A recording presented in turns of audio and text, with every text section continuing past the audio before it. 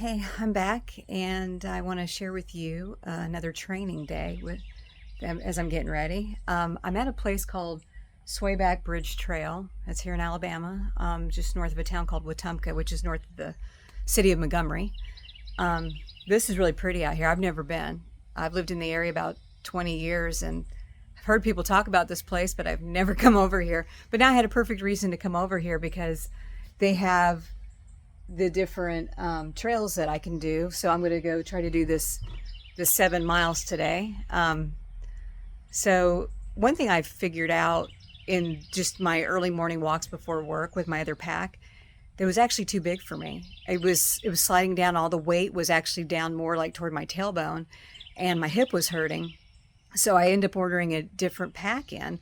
I read a lady's blog where she's only 5'1" like myself, and she talked about the different bags and that a lot of bags, especially for women, even though the company says that they're extra small and small, they really don't go below, like down to like if you measure the length of your back, like the 14 inches and 15 inches, like most, like for people my size would have, the the packs really aren't actually going below 16 inches. I guess somebody coming in, so it's gonna get noisy here for a second. But anyway, so I ordered in a different pack. It's from a company called Gregory, and it's made by Samsonite. And so I've enjoyed my morning walks with it, and so it worked out good. So today I'm going to take it out for 7 miles and see how it does. But let me reverse my show you the pack, and it's called the Jade, and it's a 38 liter. But anyway, we'll get out on the trail and video a little bit more at that time. But I'm going to get going. Okay, I've gotten started on the trail, and it's a little bit muddy out here because we had rain last night. Breaking in my new shoes, getting them dirty. But I'm wearing these new shoes. They're, like I said, I mentioned in one of the other videos, it was the Ultra Venture 3s. And I have really loved them. And I'm wearing merino wool socks that have the individual toes separated from a company called Creepers. Have liked those so far too. So, today's kind of humid, and like I said, I'm going to do 7 miles, and this is actually putting them to the real test because I know that some of the trails in Spain may be just like this. It's not always going to be obviously paved, and I wanted to get on different terrain because when I'm doing my training in the morning, I'm just walking my neighborhood, so I'm on sidewalks. So it's good to get out actually on the dirt and see how stable these shoes are, because one of the things I guess I'm testing out for today is to see, do I really want trekking poles? And I don't think I really want to fool with them, to be honest. I hate extra stuff. So I'm seeing how stable I am walking without trekking poles. And do I really need them? So we'll see how it goes today. But anyway, just sharing a bit of the beginning of the trail with you. I'm going to be looking for all the red markers so I stay on that 7-mile pathway. Otherwise, if I just keep wandering, it's going to be at least 11 miles or longer. So I need to pay attention to my trail markers. Okay, I've approached this point where it says trailhead. And so it looks like if I go down there and follow the red trail, I'll be on target here, going to the right places. So far walking, this has gone well. Okay, I guess I go to the right. I noticed that, of course, my pace is a lot slower here on the trail. So, like on pavement, I was, going about, like a 17-minute mile, just enjoying the walk, on regular pavement. But here it's slowed down. Of course, it's a 20-minute mile on the trails because you get obviously the roots sticking out from trees, a little bit muddy and slippery.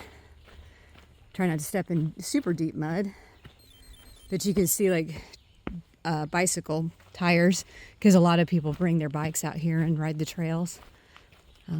So just slowing down. But so I guess when I plan my days in Spain, I'll assume a 20-minute mile at least for a pace, just to figure out like you know, how many hours will it be before I get to where I'm supposed to stay for the night. But of course, you know, the whole point of the trip is to be present, to really, you know, just be there, not rush through it, you know. So walking slower is perfectly fine, because it's kind of the point, is to just disconnect from the world a bit, just get out in nature and enjoy it. And, you know, every day of my life at work feels very rush, a lot of demands, a lot of people pulling you a lot of different directions, and just being able to slow down. And I have one job, one task, and that's simply to walk. That's all I have to do, and that's going to be wonderful. You know, it's one of the first big vacations I've been able to take for some time. I think the last bigger vacation my husband and I had, we went diving down at, you know, the Florida Keys at the Marine Sanctuary, and further out at Isla Mirada, I think is where we dove off of there, a place called Alligator Reef. So yeah, I'm looking forward to this and just slowing down a bit and really being present, and what they say, having mindfulness, because that's a good stress reliever. So that's what I'll be continuing to do today, is just enjoy this trail, get my walk in. So far everything feels really comfortable. Shoes are working out good. You hear my watch going because I actually have it set for running intervals. I didn't change it, but I just wanted to log my mileage as I went. But anyway, yeah, just gonna enjoy my walk. So I'll check back in with you guys later. Okay, I'm a little over 1.6 miles in. I forgot to start my Garmin when I first got on the trail, but that's close enough. But this, what I'm getting ready to do, is what's called 2 Mile Hill. I've never been here before, so I don't know if it's a downhill, uphill, a mix. They're calling this trail the Tola Coaster, so we'll find out. But again, this is good preparation for the walk, because I've been reading a lot of Facebook posts, watching YouTube videos, and some people have talked about the hills. And now generally the section that I'm doing, I've got the impression that it's not overly hilly. I'm not starting in France like other people are. I'm doing the full, 800-kilometer walk. So now if I had started back over in France and coming across, there's going to be a lot of hilly sections now, I automatically would have just gotten the trekking poles, because those I'm sure would be needed. Because from every indication that I've picked up on from other people's videos and so forth, that it sounds like that's a very good idea. You definitely want trekking poles. Here, I mean, what I'm doing here today, I can see some benefit of them, but again, if I can avoid carrying extra stuff with me, that's my goal. So I guess we're going downhill for a while, which actually the downhills are harder for me than an uphill, because my knees don't really like the downhill feeling so much. And actually with my feet, they don't like downhill as much as uphill is actually better, believe it or not. Even though it's just a bit more strenuous in a different way, but I do better uphill. My knees are happier. So again, I guess that's something for me to consider, even with like gently rolling hills that, day after day, mile after mile, I may want those trekking poles, just to give my knees a bit of a break. They say that helps with some of that. So I don't know, it's something for me to seriously think about before I go and get that sorted out for myself, if I really think it might be a good idea. I think there's some like smaller collapsible ones that could fit in my pack, so I'll research that. So again, that's why I'm out here doing all this this testing of all my equipment, my shoes, just how I'm physically doing, so I know, I guess, things I need to alter or change before I go. I decided it was better to figure out stuff here rather than over there, and so I can strategize and make changes as necessary before going. Otherwise, I would have been, like, if I hadn't practiced ahead of time, I would have been stuck with a pack that was way too long for my body and dragging me back. And actually, one thing about that pack, it's really a nice quality pack. It truly is a wonderful item, but I actually lost weight. So from the time I purchased it to recent training with it, I had taken off actually enough weight that it was actually too loose on me as well. I kept cinching in as much as I could, but I just couldn't tighten it anymore to stay up on my body. It was just slagging back because of the weight in there and just dragging me backwards. So I just couldn't fill it out enough, basically. So I guess, that's a good problem to have. I'm happy I lost the weight. So, and super happy with this pack. Like I said, I'm a ways in on the trail now, and everything feels good. I like this pack so far, so yay. So glad I found that lady's post and learned about this one, because I didn't even know about this brand. Never even knew it existed, so happy to have that information. I've been having to step off the trail to let bicyclists get past me, because you can see it's kind of a narrow one. But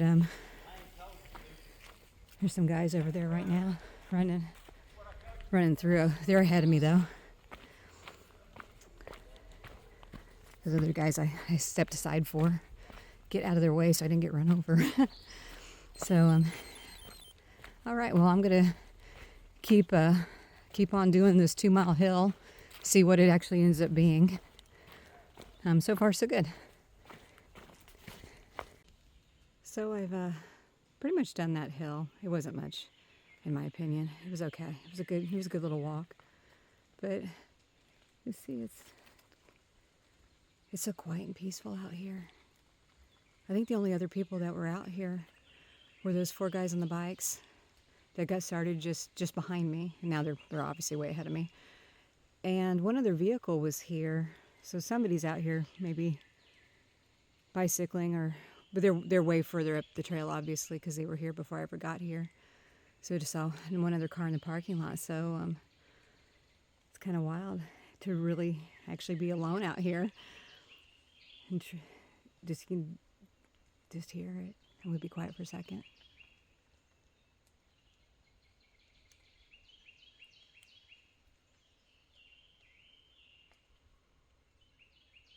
Man, that's so peaceful. Love it. Anyway, I'm going to get going again, but I just want to stop and share this moment with you guys. So I'm about 4.5 miles in on the trail, and I haven't seen too many trail markers. It's been a while since I've seen a red one, and so hopefully I'm still on the right trail, and I haven't somehow diverted off, or I'm wandering and adding to my mileage. Because, like I said, I've not been here before. I've been trying to pay attention to see if any trails seem familiar, like I'm doubling back or somehow repeating any of the loops or something. From what I saw on the map, it's like the trails here, it basically looks like a big switchback system, constantly zigzagging around. So, I don't know. I just hope that, I'm where I'm supposed to be at this point, because it is taking me way longer to get through the trail today than I expected, and I do have other things to do. So, kind of anxious to get this hike over with, actually, so I can get back to my car and get home, because I'm like a good 30 minutes or more from my house. So just need to get this trail done. Like I said, I was just a little nervous that maybe I've doubled back or something, and not really where I'm supposed to be. But none of these trails look like, I guess they don't seem familiar. Like where you'd question and be like, I think I've walked this before. So I'll just go with that, I guess. Nothing else I can do but just keep going forward now until I see another trail marker. And I have officially somehow doubled back because I remember that little sign, and I followed the bike trail, and I'm right back where I'd been. And the problem is that I just came off of this little gravel path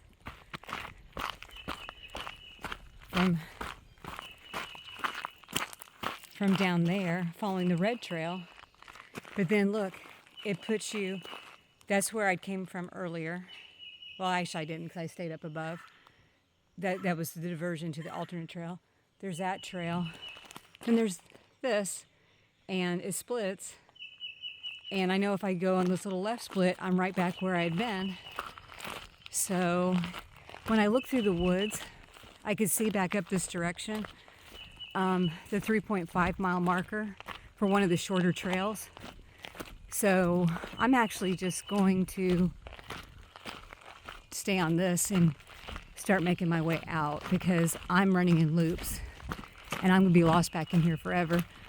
I should have taken a picture of the sign that showed the trail and, you know, all the switchbacks and so forth, but I didn't. I just trusted that there would be markers, and there's not enough markers out here to be sure that that doesn't happen. So off I go this way and we'll see what happens, but I feel like this is the way back to my car. I don't know. But when I get up here, I'm hoping I'll see something more, and I'll figure out what to do. I mean, I can't be too lost. I mean, the park's only so big, and so anyway, I'll figure it out. I'm pretty resourceful. Okay, so being resourceful, I decided to bring up my car app. I drive a Hyundai. We have the My Hyundai app, and you can locate your vehicle. So I spotted where my vehicle was, and of course the phone was picking up where I physically was standing. So I started making my way back that direction. It didn't really track me very well to know, was I heading toward my car or away from the car. But so I walked a little bit further, and then I knew that some of the trails came along a road, so I've made my way out to the road. Of course, then brought up Google Maps kind of thing, that system, and I have very quickly made it back to my car. So that worked out. I wasn't going to keep wandering the trails because they're not marked. I'm double backing across places, and I don't have time to wander the woods all day. So I'm calling it short at 5.44 miles. Because this is just taking too long and I gotta go. But if you ever get lost, I guess think of other ways that you can figure out where you are, especially if you've not brought a compass with you or a set of compass heading from your starting point to make your way back. That could be a way to do it. And I realized as I started walking on the trail that I probably should have set a compass heading or something, but I didn't. So anyway, problem solved. So, all in all, it's been a good walk. Enjoyed, the trail until I realized I was doubling back. But so let me get away from some of these cars. I think people are trying to leave.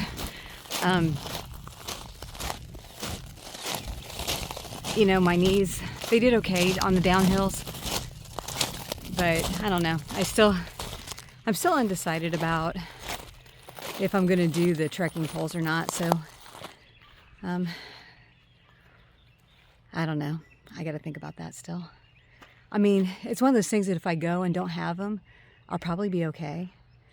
I mean, because I got the impression that if I really need to pick up trekking poles along the way, that because so many people go and do this, that especially on the path that I'm taking, there's so many pilgrims that go that route that there's probably trekking poles for sale along the way. I'm sure some little commercial venues have popped up throughout the years to support this endeavor. So I think that kind of helps make it an easier decision. Just I'll just maybe buy them when I get there, not worry about it. See if I really need them. If I don't, then I don't buy them. If I do need them, I bet I find them. A lot of people say that the Camino provides So I'm just going to trust that, I think. All right, so I made my decision. I'm not going with trekking poles, and we'll just let the Camino provide. I'll find them along the way should I really need them. If not, I won't worry about it. Okay, well, today's been good. Found my car, so I can go home. Anyway, I will catch up with you guys on the next video. See you later.